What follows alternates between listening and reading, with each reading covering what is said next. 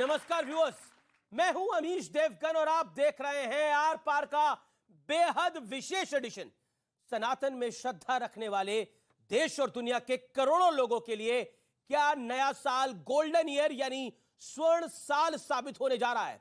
ऐसा मैं इसलिए कह रहा हूं क्योंकि दशकों से रामलला के जिस भव्य और दिव्य मंदिर का इंतजार था, उसका प्रथम तल यानी फर्स्ट फ्लोर अक्टूबर 2023 में बनकर तैयार हो जाएगा। ज्ञानवापी और मथुरा का मुद्दा भी जोर पकड़ रहा है और तो और सलमान खुर्शीद को राहुल गांधी में श्री राम नजर आने लगे हैं। अरविंद केजरीवाल खुद को कृष्ण का अवतार बताने लगे हैं और यूपी चुनाव के दौरान तो वासुदेव कृष्ण सपने में अखिलेश यादव को दर्शन देने आए थे।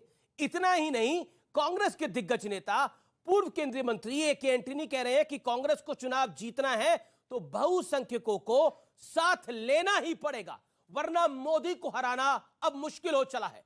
इसलिए कांग्रेस के नेता मंदिर जाने वालों और तिलक लगाने वालों को दरकिनार अब नहीं कर सकते।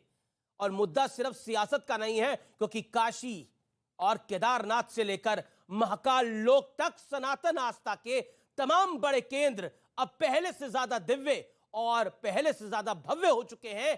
तो सवाल है कि क्या नववर्ष, नया साल भी सनातन आस्था के नाम पर रहने वाला है। आज इसी पर होगी जनता के बीच सबसे बड़ा संवाद। 2023 सनातन का स्वर्ण साल। स्वागत है आपका आज के इस विशेष एडिशन में आर पार के।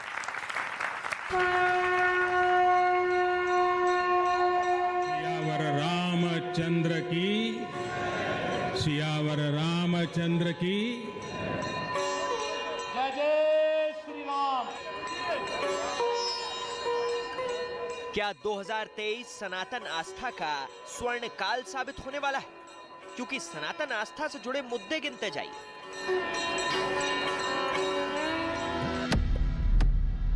अयोध्या में भव्य राम मंदिर का प्रथम तल अक्टूबर 2023 में तैयार हो जाएगा। ज्ञानवापी और मथुरा का मुद्दा जोर पकड़ रहा है। उज्जैन में भव्य महाकाल लोक और काशी विश्वनाथ कॉरिडोर से लेकर बद्रीनाथ और केदारनाथ तक सनातन आस्था के कई बड़े केंद्रों को पहले से भी ज्यादा दिव्य और पहले से ज्यादा भव्य बनाया जा चुका है।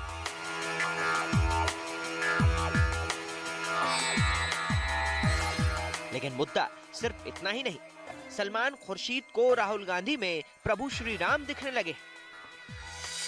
भगवान राम की खड़ाव बहुत दूर तक जाती है, तो कभी कभी खड़ाव लेकर भी चलना पड़ता है। हमेशा भगवान राम नहीं पहुंच पाते हैं तो खड़ाव लेकर चलना पड़ता है। तो भरत उनकी खड़ाव लेकर चलते हैं, तो खड़ाव लेकर हम उत्तर प्रदेश में चले हैं। उत्तर प्रदेश में खड़ाव पहुंच गई है तो राम जी भी पहुंचेंगे, ये हमारा विश्वास है।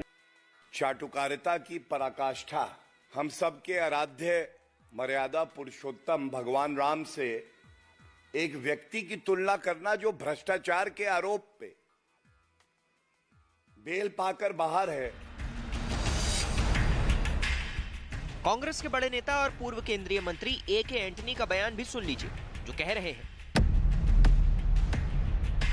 कि कांग्रेस को चुनाव जीतना है तो बहुसंख्यकों को साथ लाना ही पड़ेगा, वरना मोदी को हराना मुश्किल है। इसलिए कांग्रेस के नेता मंदिर जाने वालों और तिलक लगाने वालों को दरकिनार नहीं कर सकते। अरविंद केजरीवाल खुद को कृष्ण का अवतार बताने लगे और यूपी चुनाव के दौरान वासुदेव श्री कृष्ण अखिलेश यादव के सपने में आए थे। तो सवाल है कि आस्था के केंद्रों से लेकर सियासत तक क्या नया साल सनातन आस्था वालों के लिए एक अहम साल साबित होने वाला है? आज इसी पर जनता के बीच होगा सबसे बड़ा संवाद। 2023 सनातन आस्था का स्वर्ण काल।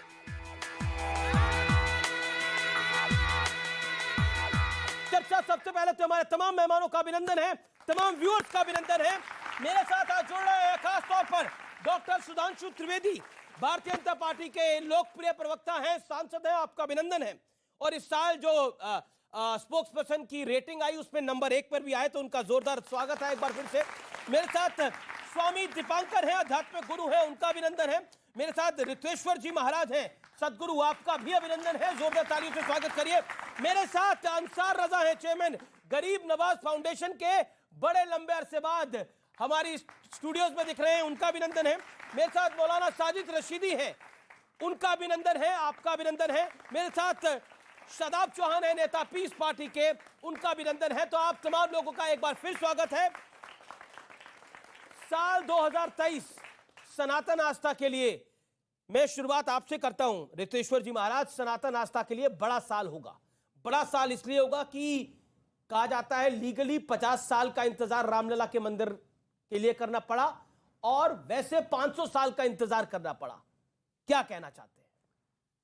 आपने बहुत दिव्य और भव्य कार्यक्रम रखा है जो पूरे सनातन धर्मावलंबी मतावलंबी पूरे विश्व में जो हैं इससे वो प्रसन्न होंगे। और पिछले साल आपने कहा कि सबसे सुपरहिट था, ये इस साल भी होगा क्योंकि आपने एक ऐसा सवाल उठाया है। देखिए 2023 आ रही है, लेकिन 2022 2014 से जो कुछ इस देश में होता आया है, कभी भी कोई सत्य बात कहने में किसी को गुरेज नहीं होनी चाहिए। यद्यपि आपको लोग दलाल कह देंगे, आपको सत्ता के दलाल कह देंगे, किसी पार्टी से जोड़ देंगे, मेरा ये कहना है जो राष्ट्रीयता, सनातन धर्म, सनातन मत और भारत के विकास के लिए काम करे, सबके हित के लिए काम करे, उसके पक्ष में खड़ा होने में अगर कोई दलाल कहता है तो 100 बार दलाल कहलाने में भी हमें कोई गुरेज नहीं होना चाहिए। और मैं मानता हूं कि भारत देश के प्रधानमंत्री श्री नरेंद्र मोदी जी और मैं जिस प्रदेश से आता हूं, आपने भी नाम लिया मथुरा, मैं अयोध्या में भी और हमारे काशी में भी, मैं सब जगह गया। पर अब तो हमारे कृष्ण लला का समय आया है, मैं तो वहीं का हूं और ये सुंदर समय आया है। एक साधारण सी बात है, देखिए 3 चीजें हैं, अयोध्या, मथुरा, काशी, इतने पे तो बात हो रही थी। वेटिकन सिटी में कोई क्या जाके मंदिर की बात कर सकता है? कोई मक्का मदीना में जाकर के किसी मंदिर की बात कर रहा है? ये स्थान, 3 स्थान हिंदुओं के लिए, सनातन धर्मावलंबियों के लिए आत्मा की तरह है, प्राण की तरह है। रामलला का मंदिर बहुत भव्य और दिव्य बनने जा रहा है, काशी और मथुरा की बात हो रही है, लेकिन इसी बीच सियासतदानों को भी लगने लग गया है कि बिना हिंदुत्व के अब काम नहीं चल सकता। किसी को वासुदेव कृष्ण सपने में आते हैं तो कोई तो खुद बन जाता है। क्या आपको लगता है कि सियासत के लिए भी सनातनी युग है ये? आप एक बात बताइए अमित जी, अगर अखिलेश यादव के सपने में कृष्ण जी आते हैं तो इसमें बुरा क्या है? किसी ने बुरा कहा नहीं है, तो फिर उस पर एतराज करने की तो कोई बात नहीं है। भाई खाली मोदी जी के ही सपने में भगवान राम आ सकते हैं क्या? और किसी पे हक नहीं है? दूसरा, जहां तक सवाल आपने एक बात कही है कि हिंदुओं की जरूरत है, देखिए हिंदुस्तान में तकरीबन 100 करोड़ हिंदू भाई हमारे रहते हैं, उनके बगैर हम नहीं चल सकते। जो लोग ये कल्पना करते हैं कि हम हिंदुओं को छोड़ करके सत्ता में आ जाएंगे, ये बहुत बड़ी गलतफहमी में हो। हिंदुस्तान सबसे मिलकर के बनेगा, सरकारें सबसे मिलकर के बनेंगी। ये अलग बात है कि बीजेपी कहती है कि मुझे वोट नहीं चाहिए, लेकिन वोट चाहिए होता है। कहती जरूर है कि मुझे मुसलमानों को वोट नहीं चाहिए, जैसे इनके परवेश वर्मा कहते हैं मुझे मुसलमानों को वोट नहीं चाहिए, लेकिन मोदी जी कहते हैं सबका साथ, सबका विकास, सबका विश्वास। अब बड़े मोदी जी हैं या परवेश वर्मा, ये तो सुधांशु त्रिवेदी जी बताएंगे। लेकिन हिंदुस्तान की कल्पना बगैर हिंदू, मुसलमान, सिख, ईसाई के नहीं की जा सकती। काउंटर पॉइंट ये है अंसार रजा, क्योंकि ये साल का आखिरी संवाद है आपके साथ और 2023 का आगाज है। मैं बड़ा सीधा सवाल पूछ रहा हूं। एक युग था जिसमें कहा जाता था कि जो नेचुरल रिसोर्सेज हैं उन पर पहला हक अक़लियतों का है और स्पेसिफिकली कहा गया मुसलमानों का है। वहां से यहां तक, वहां अब ए के एंटनी कहते हैं कि हिंदुओं के बिना, तिलकधारियों के बिना अब कोई सरकार बनानी नामुमकिन होती जा रही है। चाहे तिलकधारियों की बात करें आप, चाहे टोपी वालों की बात करें आप, ये सिर्फ सियासत की चीजें हैं। आज स्वामी दीपांकर जी महाराज बैठे हैं या महाराज जी बैठे हैं या सुधांशु त्रिवेदी जी बैठे, हम लोगों में तो कोई मतभेद नहीं, हम तो आसपास बैठे हुए हैं। लेकिन जब सियासत की बात आती है तब लोग हिंदू मुसलमान करते हैं। क्या ये लोग जो आपके दर्शक बैठे हैं, आपने मौलाना साजिद रशीदी साहब का नाम लिया, क्या इन लोगों ने ताली नहीं बजाई? क्या इनके नाम पे बजाई कि नहीं बजाई? तो इन्हें मतलब कोई आपको बुराई, प्यार दिखाई दे रहा है। फिर तो राहुल जी को समझाना चाहिए, प्यार ही प्यार है भैया। राहुल जी तो समझा रहे हैं, आप समझे तो वो तो समझा ही रहे हैं कि सुधांशु प्यार ही जी, प्यार सुधांशु बांट रहे हैं। त्रिवेदी। एक मिनट जी, और जी। जहां तक आपने सलमान खुर्शीद की बात कही, इसमें कोई दो राय नहीं है कि आप तुलसीदास जी की जो चौपाई है मुझ में राम, तुझ में राम, सब में राम समाया।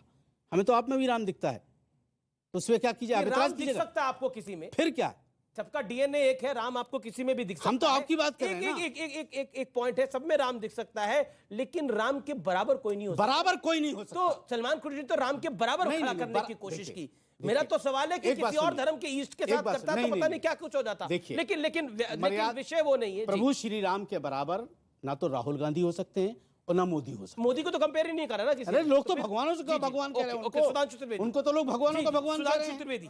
ओके, सुधांशु त्रिवेदी। देखिए, पहली बात जो मौलाना साहब ने कही, सब में भगवान, सब में राम है, तो मैं याद दिलाना चाहता हूं, इजिप्ट में फेराहो राजाओं का नाम सुना है ना, जाके चेक करिएगा। फेराहो डायनेस्टी का पहले राजा का नाम क्या है? राम से। सोचिएगा, राम से में राम कहां से आ गया?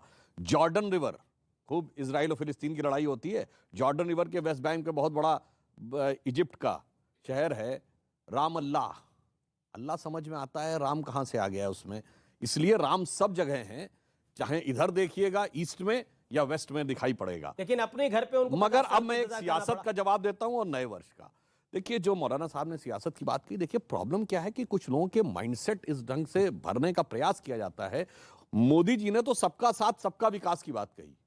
हमने जो निर्धन लोगों के लिए, वंचित लोगों के लिए योजनाएं दी हैं, 70% अल्पसंख्यकों का कोई ना कोई परिवार ने किसी न किसी योजना का लाभ जरूर लिया है। यह सोचने की बात है कि इतना देने के बाद भी वोट क्यों नहीं मिलता। दूसरी तरफ हिंदू समाज में 700 रुपए की बिजली देने के लिए वोट किसी को देने को तैयार हो जाते हैं। तो यह विचार भी एक करने का विषय है कि यदि हम सबको दे रहे हैं, फिर भी कोई उस लाभ को लेने के बाद भी विकास से न संबंध रख के मन में किसी द्वेष से संबंध रख रहा है, तो मेरे विचार से इस स्वर्ण काल में हमें उस चीज का निवारण या परिमार्जन करने की जरूरत है। दूसरा, ये ग्रेगोरियन कैलेंडर का पहला महीना आ रहा है ना, जनवरी। हमारा नया साल शुरू होता है मार्च से। अब मैं एक बात कहना चाहूंगा, 2 महीने का अंतर है दोनों में। तो जनवरी, फरवरी, मार्च, अप्रैल किसके नाम पे हैं? आप जाके नेट पे चेक कर लीजिएगा, मिल जाएगा। जूलियस सीजर के नाम पे जुलाई है, अगस्टस सीजर के नाम पे अगस्त है। जिस राजा को बड़ा दिखाना था उसने अपना 31 का महीना कर दिया ताकि 30 से ज्यादा मेरा हो।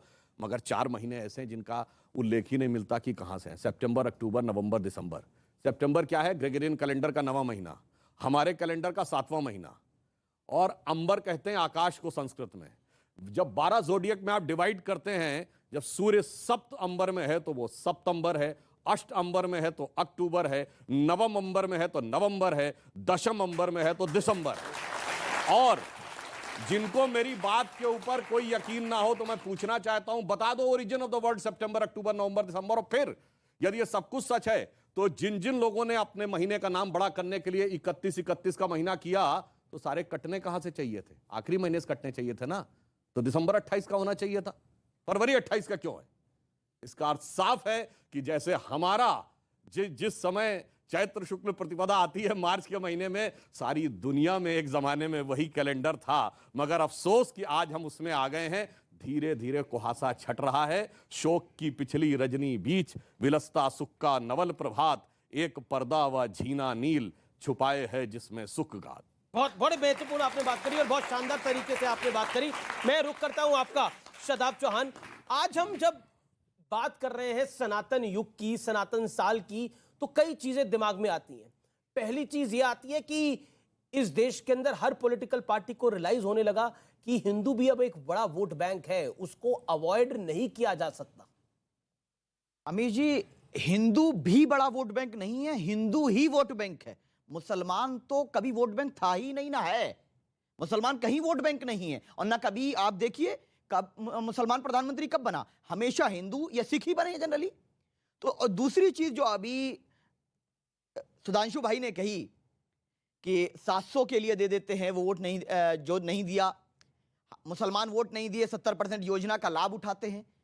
भारत का हर नागरिक टैक्स देता है और नरेंद्र मोदी जी या योगी जी या कोई और अगर जनता की सेवा करता है तो अपनी प्राइवेट प्रॉपर्टी से नहीं करता है। हम सब से टैक्स लेकर के जनता की सेवा करना ये उसका कर्तव्य है। अगर वो नहीं करता है तो अपने कर्तव्य के खिलाफ जा रहा है। तीसरी चीज, स्वर्णिम साल, जहां बेटियों की इज्जत रोजाना 10 से ज्यादा बलात्कार की घटनाएं हर 6 घंटे में हो जाती हों, क्या वो स्वर्णिम साल हो सकता है? जहां किसान परेशान हो, जहां युवा रोजगार के लिए परेशान हो, जहां दलितों को आज भी घोड़ी ना चढ़ने दिया जाता हो, जहां मुसलमान अपनी इबादत गाहों के लिए, जान के लिए भीख मांगते हो, बेटियों को कहीं टुकड़े कर दिए जाते हैं, कहीं मार दिया जाता है, वो स्वर्णिम साल कैसा हो सकता है? किसने किया? जहां चाइना कब्जा करता है वो स्वर्णिम साल कैसे हो सकता है?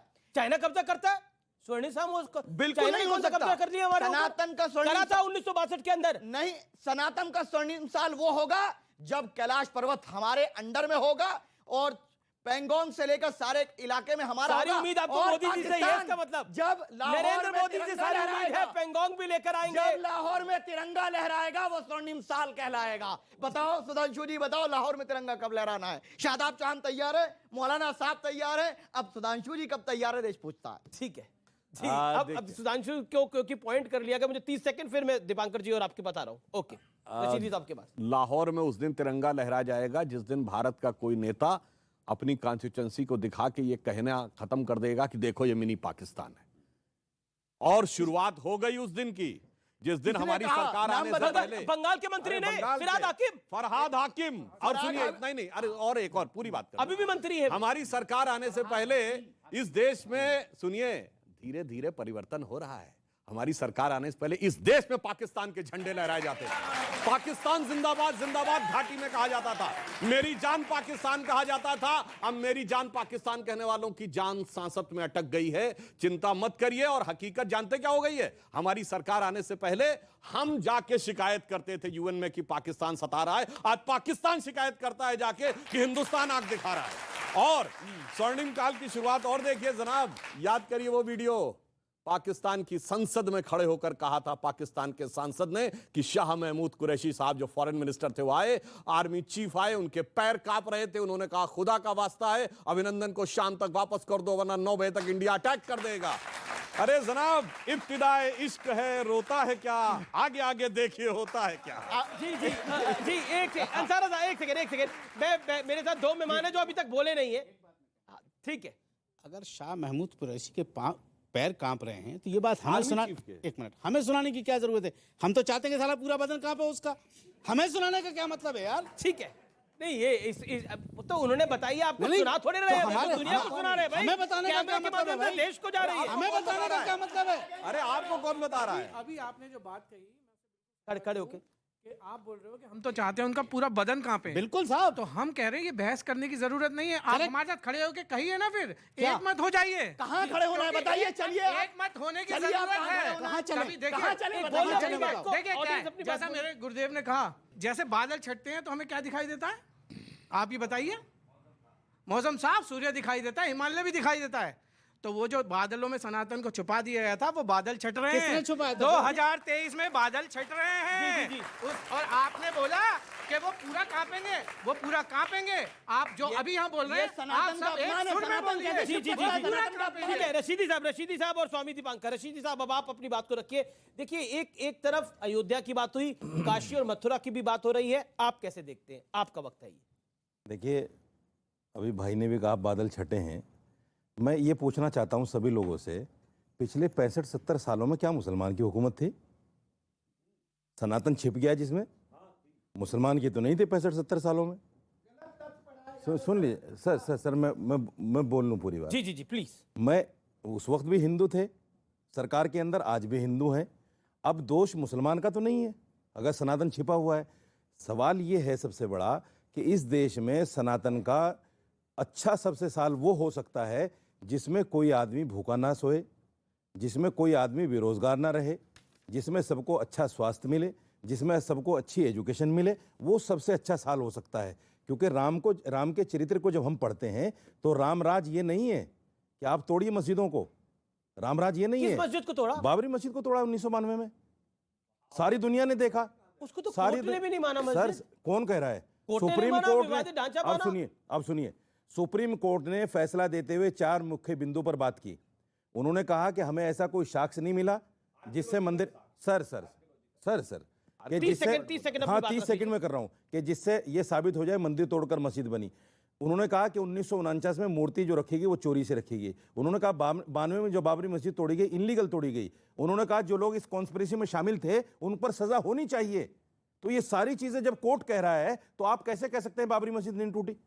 सारी दुनिया ने देखा है, उसका तो शख्स मौजूद है कि राम सेवक के नाम पे, राम के नाम पे जिस तरह से चढ़ाई की गई, राम तो ये नहीं चाहते, राम का चरित्र तो ये नहीं है कि आप मस्जिद जाके अयोध्या में रामलला का मंदिर नहीं बनना राम का चाहिए, तो काम चरित्र बनना नहीं, चाहिए, राम का चरित्र ये नहीं है। जो लोग ये कहते हैं कि राम का चरित्र ये भी नहीं है कि वो राम के नहीं हो सकते, तो उसको छुड़वाया ना जा सके। भाई साहब, ये राम का चरित्र भी नहीं है।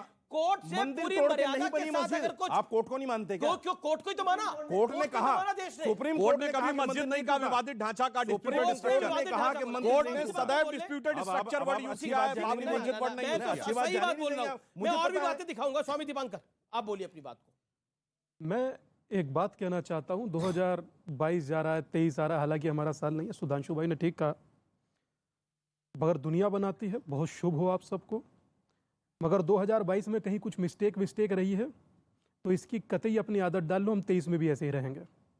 अब मैं अपनी बात कहता हूं कि जिस तरह की परिस्थिति वर्तमान हुई, पर सियासत का चरित्र अब बदल रहा है। इसलिए बदल रहा है, अब सियासत की कोई भी अभद्र टिप्पणी अध्यात्म पर, अध्यात्म और अध्यात्म से जुड़ा भारत बर्दाश्त नहीं करता। अब वो जवाब देता है, अब तो बेशरम रंग भी प्रतिकार बर्दाश्त नहीं करता करता भैया। हाँ, अब नर और नारायण की तुलना बर्दाश्त नहीं होती। अब कोई पूछे कि दशरथ के 10,000 कमरे थे, वो बर्दाश्त नहीं होगा। अब बर्दाश्त यह भी नहीं होगा कि कोई कहेगा कि दूर दराज किसी आदिवासी इलाके से हिंदू शब्द गंदा है, बिल्कुल बर्दाश्त नहीं होता। भारत रिएक्ट करता है। मगर मेरी एक सभी लोगों से प्रार्थना है जो वर्तमान पहले दिन में इसको देख रहे हैं, कि अखंड भारत चाहने वाले लोग जातियों में खंडित ना रहें। पहले हिंदू बने, सनातनी बने, उसके बाद भारत को बढ़ता हुआ देखें।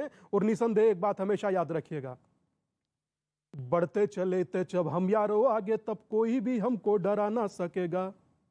सूर्य की भांति जब चमकेंगे हम सब, अंधेरा तब हमको डरा ना सकेगा। धर्म और आस्था जो लुप्त हुई है, कोई ना कोई इसको जगा कर चलेगा। और जीना मरना देश धर्म की खातिर, धर्म ही हमको यारो बचा कर चलेगा। जी जी जी व्यूअर्स, रुकना पड़ेगा एक छोटे से अंतराल के लिए, लेकिन अंतराल के बाद जनता के सवाल होंगे और एक्सपर्ट्स के जवाब होंगे। आप देख रहे हैं सनातन आस्था का स्वर्ण साल 2023। ब्रेक के बाद हाजिर होते हैं। मेरा भोला है भंडारी, करे नंदी की सवारी। शंभुनाथ रे ओ शंकर नाथ रे, ओ गोरा भांग रगड़ के बोली, तेरे साथ है भूतों की टोली। मेरे नाथ रे ओ शंकर नाथ रे।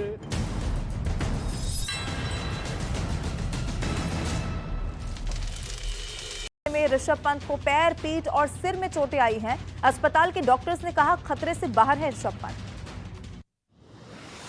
ऋषभ पंत के हादसे का सीसीटीवी वीडियो भी आया सामने। पुलिस के मुताबिक झपकी आने से ये सड़क हादसा हुआ। पंत खुद ही गाड़ी ड्राइव कर रहे थे। हादसे के बाद पंत की गाड़ी पूरी तरीके से आग में जल गई। उत्तराखंड के मुख्यमंत्री पुष्कर सिंह धामी ने ऋषभ पंत की मां से बात की, जल्द स्वस्थ होने की प्रार्थना की। कहा ऋषभ पंत की पूरी निगरानी में उपचार हो रहा है। एक्टर तुनिशा सुसाइड केस में श्रीजान खान की वसई कोर्ट में पेशी आज। पुलिस कर सकती है कस्टडी की मांग। तुनिशा का मोबाइल फोन हुआ अनलॉक। तुनिशा के मोबाइल से मिले श्रीजान की मां और बहन की भी चैट। श्रीजान के परिवार से पुलिस कर सकती है पूछताछ। नोएडा के गार्डन गैलेरिया मॉल में दो पक्षों में मारपीट। किसी भी पक्ष ने पुलिस में शिकायत दर्ज नहीं कराई। सीसीटीवी वीडियो खंगाल रही है पुलिस। महाराष्ट्र के पुणे से चौंकाने वाला वीडियो आया सामने, जिसमें पुलिस ने कई लड़कों को दौड़ा कर पीटा। लड़कों पर सड़क पर हथियार लहराने का है आरोप। उत्तर प्रदेश के जौनपुर में मामूली विवाद में दबंगों ने श्री राम जानकी मंदिर के महंत पर हमला कर दिया। दोनों तरफ से जमकर लाठियां चली। पूरी वारदात सीसीटीवी में रिकॉर्ड हो गई। 3 लोग गिरफ्तार हुए। उत्तर प्रदेश के मुजफ्फरनगर में स्टेट हाईवे के पास बने टोल प्लाजा पर मारपीट हुई। ट्रक चालक ने अपने साथियों के साथ मिलकर टोल कर्मचारियों की पिटाई कर दी। पुलिस ने 3 आरोपियों को गिरफ्तार किया।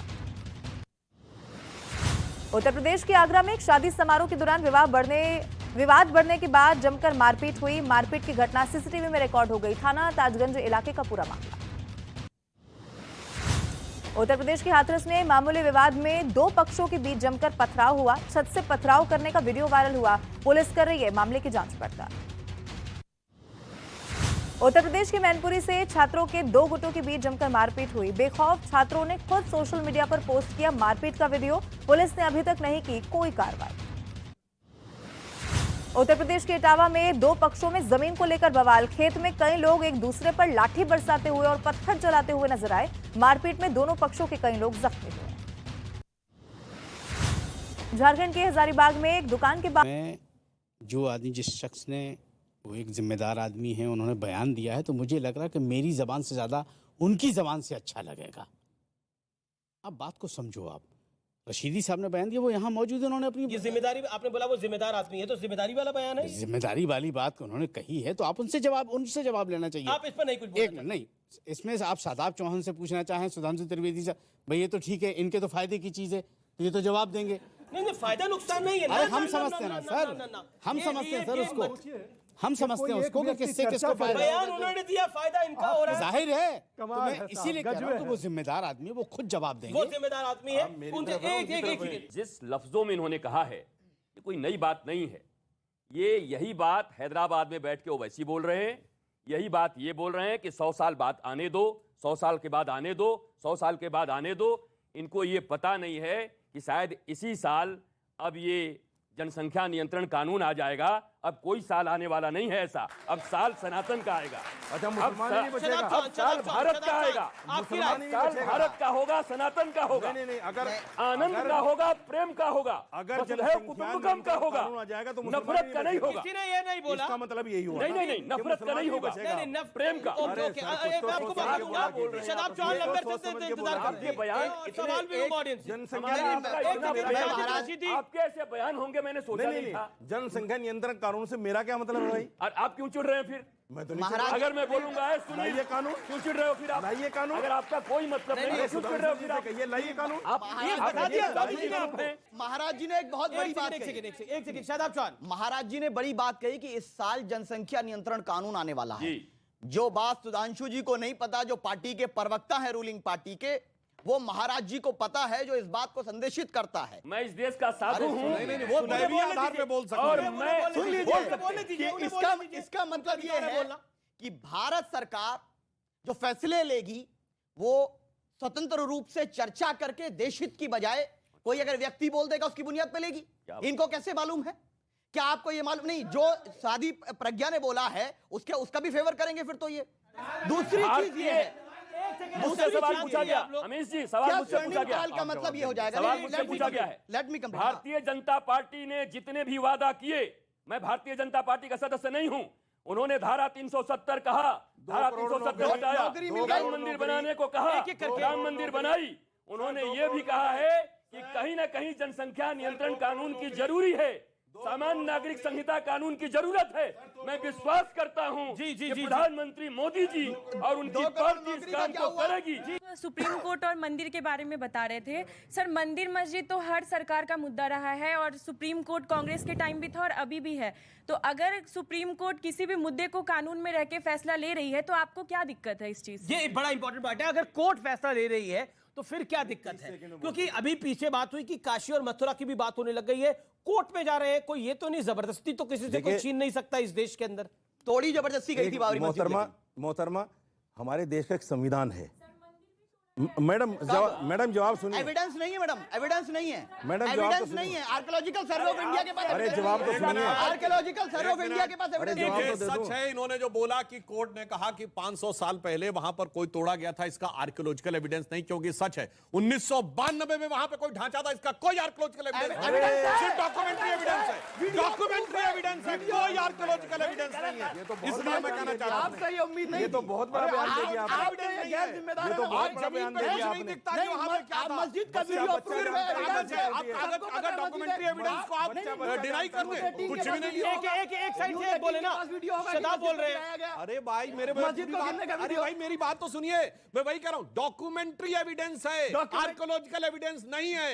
अगर 100-200 साल बाद ये डॉक्यूमेंट्री एविडेंस है, आर्कियोलॉजिकल भी माना जाए। आर्कियोलॉजिकल एक बात सुनिए, ये जो आप कहते हो कि इतिहास इतिहास इतिहास, क्या रोमिला थापर के इतिहास से पूरा सनातन संस्कृति चलेगा? हमारा 1 अरब 97 करोड़ साल पुराना इतिहास है। हम उस इतिहास की बात करते हैं। रामायण और महाभारत को, जिनको लोग माइथोलॉजी कहते हैं, मेरे प्यारे बच्चों जो आप यहां बैठे हुए हैं भारतवर्ष के, इस बात को जानो, ये ग्रीक वर्ड है माइथोलॉजी। हमारा वो स्वर्णिम इतिहास है, हिस्ट्री है। भगवान राम और कृष्ण के यहाँ के हिस्ट्री है, उनको माइथोलॉजी कह के डिनाई मत करो। इसलिए मंदिर और इस पर मैं एक बात कहना चाहता हूं, अगर भगवान राम माइथोलॉजी थे तो राम सेतु कहां से बन गया?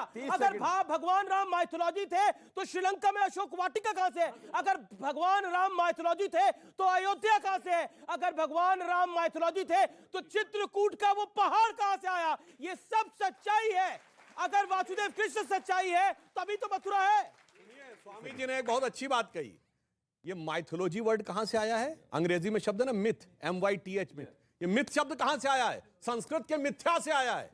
ब्रह्म सत्यम जगन मिथ्या, जो मिथ्या होता था उसको आप ये बताइए कि महाराज जी सही है, सुधांशु जी सही है, वो ग्रीक बता रहे हैं, आप संस्कृत समझे नहीं। पूरी बात एक ही बात है। नहीं सुनिए तो पूरी बात। अरे सुनिए, जननी संस्कृत है। हाँ, तो राष्ट्रीय भाषा घोषित करिए। अरे भाई पूरी कहिए बात सुधांशु जी से, राष्ट्रीय भाषा घोषित करिए। एक सीरियस बात कर रहा हूं।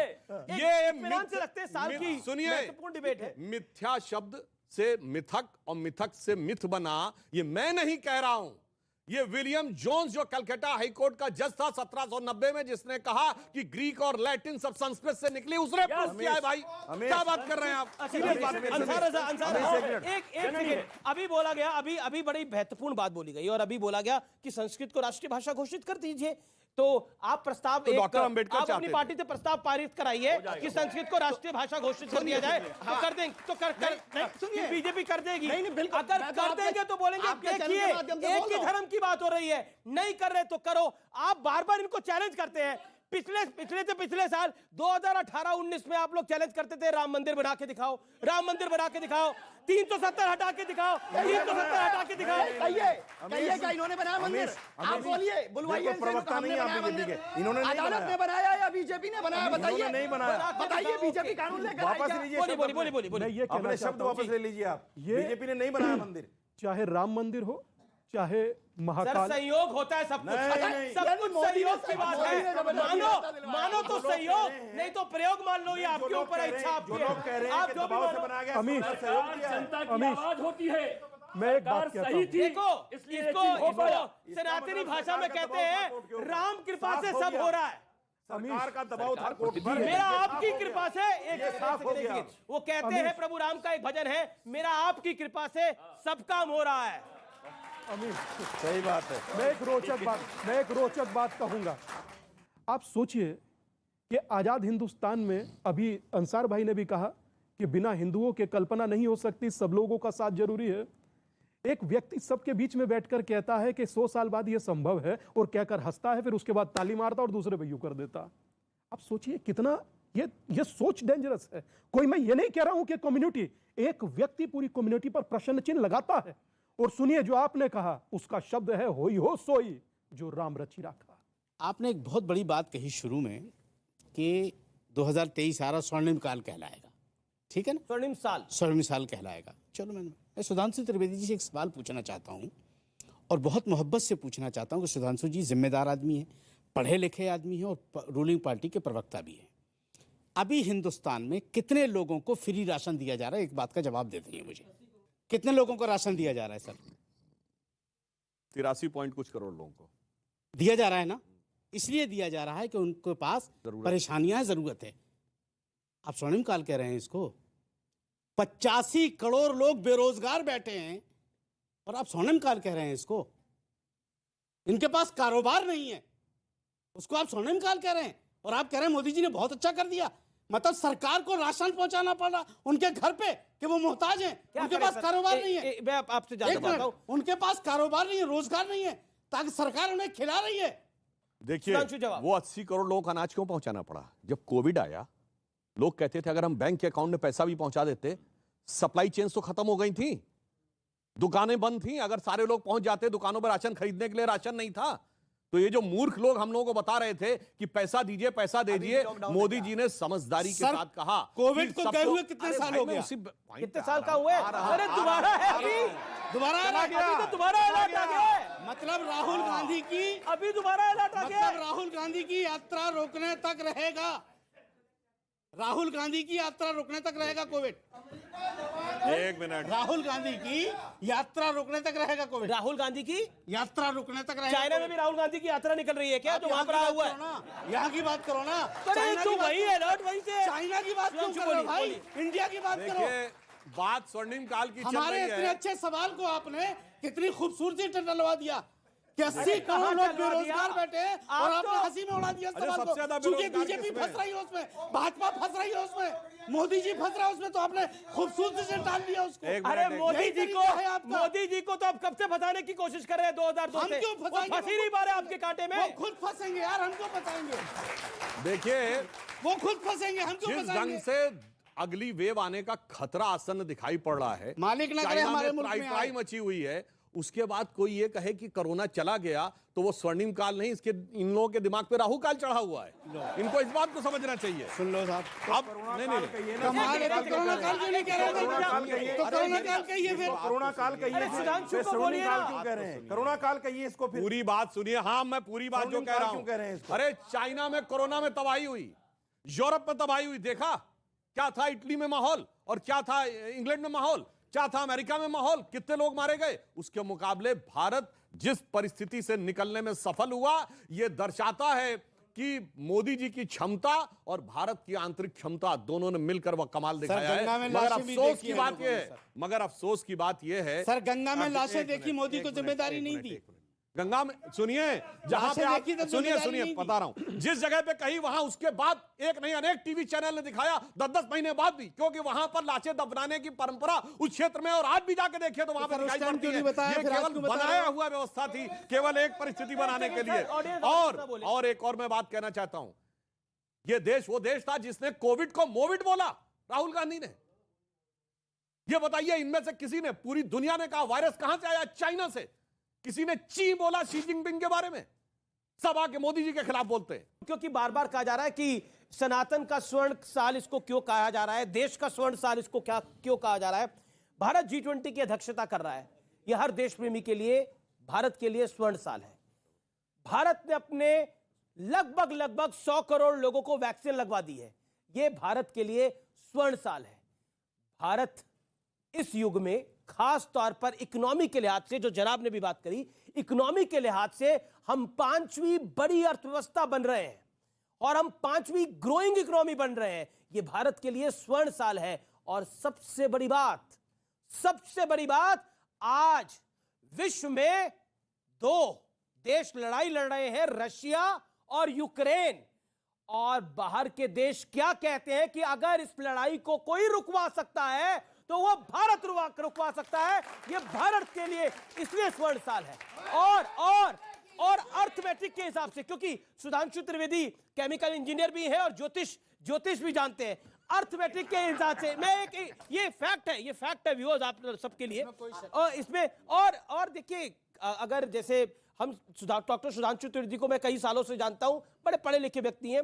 एक सवाल जो कि कई बार इनसे मेरा पूछने का मन होता है, लेकिन आज मैं पूछ ही लेता हूं। सुधांशु जी, एक बात बताइए, अगर अर्थमेटिक के हिसाब से अगर हम समझे और एस्ट्रोलॉजी के हिसाब से भी अगर हम समझे, और साथ ही साथ मैं एक और चीज ऐड कर रहा हूं, हिंदू संस्कृति के उत्थान और पतन के हिसाब से भी हम समझे, तो भारत के लिए ये कैसा युग है। मैं काल की बात नहीं करता, साल की बात नहीं करता, युग की बात करता हूं। एक सेकेंड क्या इस साल चाइना और पाकिस्तान से हम कब्जा मुक्त हो जाएंगे? क्या पीओके वापस ले लेंगे हम? ये और बता दीजिए एस्ट्रोलॉजी के ठीक है, हिसाब से। सारी आपकी सारी दुविधा को भी हल करा जाएगा। देखिए, पहले तो मैं कहना चाहूंगा, एस्ट्रोलॉजी की बात तो कोई जो एक्सपर्ट एस्ट्रोलॉजर हो कह सकता है, मगर जो लोग इसका मजाक उड़ाते हैं, मैं सिर्फ एक बात कहना चाहता हूं। ये बताइए, इस धरती पे कितने % पानी है? 70% पानी है ना? हमारे शरीर में कितना % पानी है? 70% पानी है ना? तो चंद्रमा के मूवमेंट से धरती के पानी पर असर पड़ता है और हमारे शरीर के पानी पर असर नहीं पड़ता है। क्या यह बात वैज्ञानिक लॉजिकल है?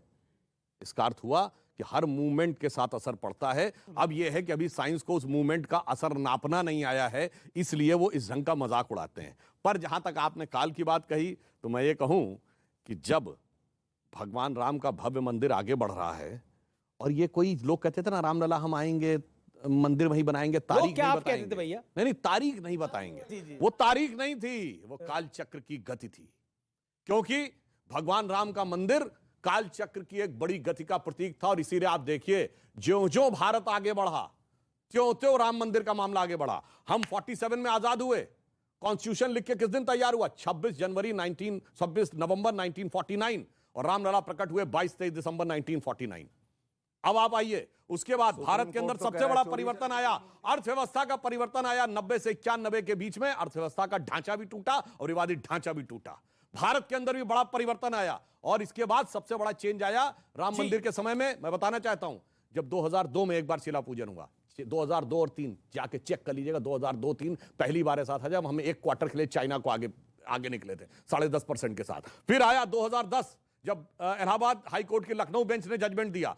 30 सितंबर 2010, अक्टूबर 2010 में भारत की संसद में आके बराक ओबामा ने कहा India is not emerging, India has emerge. और जब जजमेंट आया तो केंद्र में मोदी जी की सरकार और यूपी में योगी जी की सरकार जानते क्यों थी?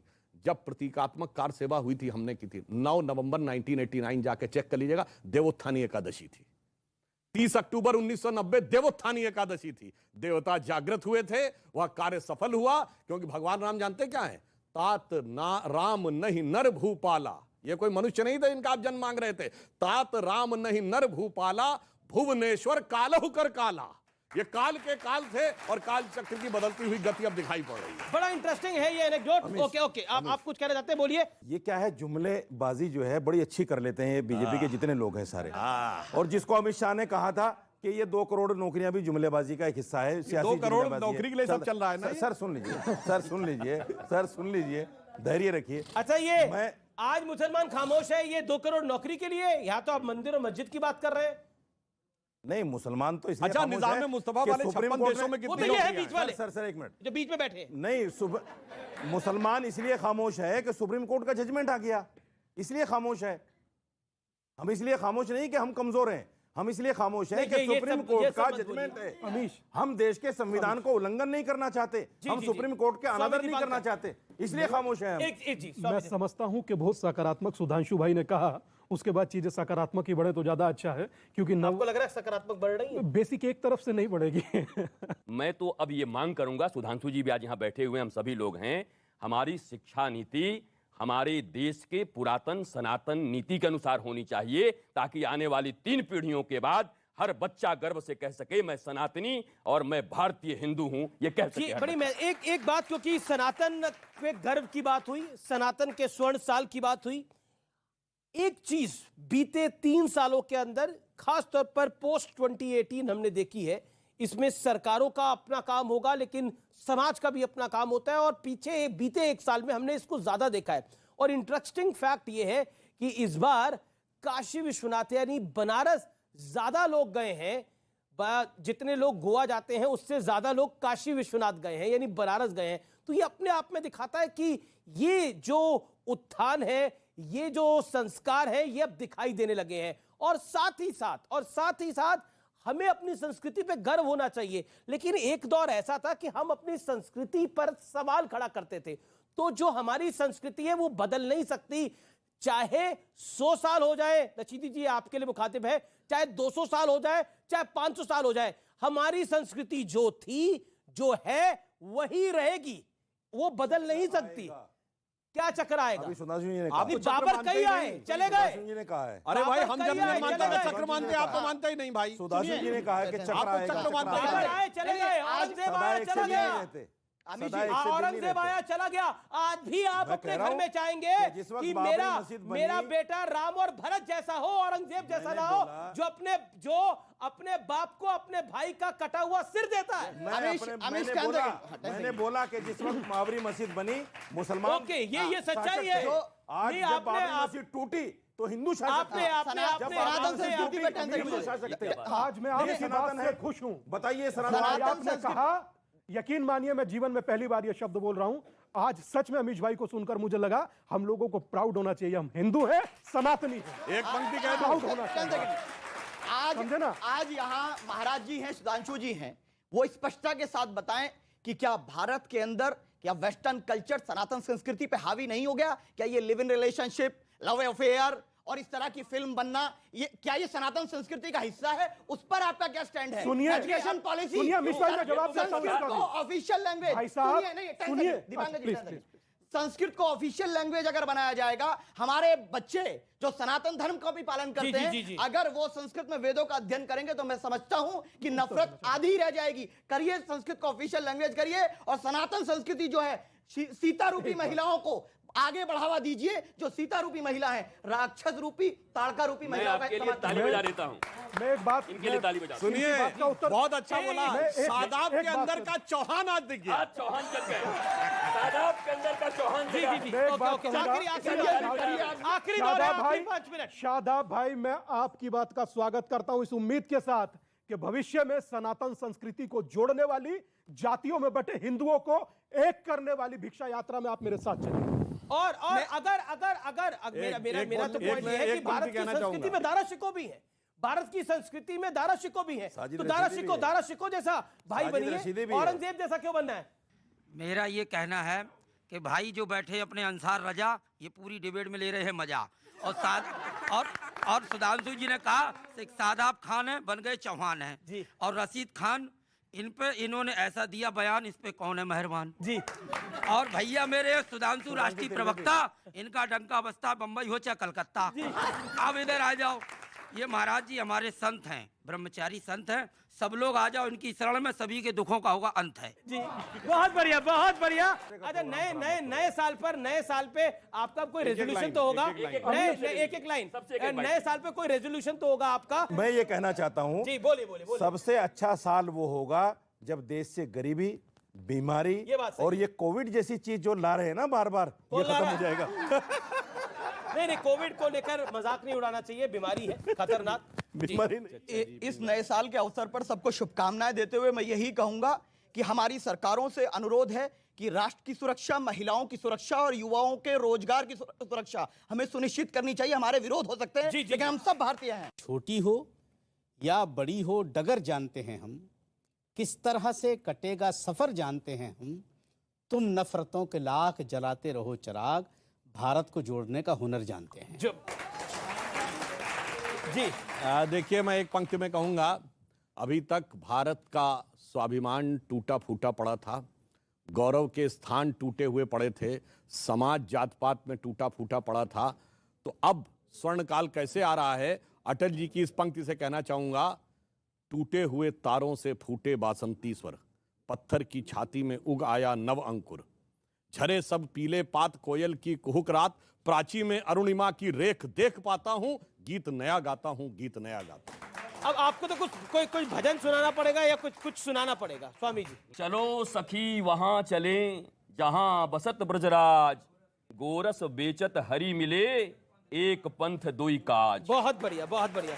मेरा भोला है भंडारी, करे नंदी की सवारी, शंभुनाथ रे ओ शंकर नाथ रे, ओ गोरा भांग रगड़ के बोली, तेरे साथ है भूतों की टोली, मेरे नाथ रे ओ शंकर नाथ रे, ओम नमो पार्वती पते हर हर। बहुत बहुत शुक्रिया आपका हमारे साथ जुड़ने के लिए। आप तमाम मेहमानों यहाँ पर आए, आपने अपनी बात को रखा, आपका बहुत बहुत शुक्रिया। उम्मीद करते हैं कि इस साल आपने जितना हमें प्यार दिया है उससे 2 गुना, 3 गुना, 4 गुना ज्यादा प्यार आप न्यूज 18 को देंगे, आर पार को देंगे। आपका बहुत बहुत शुक्रिया। उम्मीद है नव वर्ष आपके लिए मंगल कामनाएं लेके आए, आपके लिए शुभ हो और आपके लिए लाभदायक भी हो।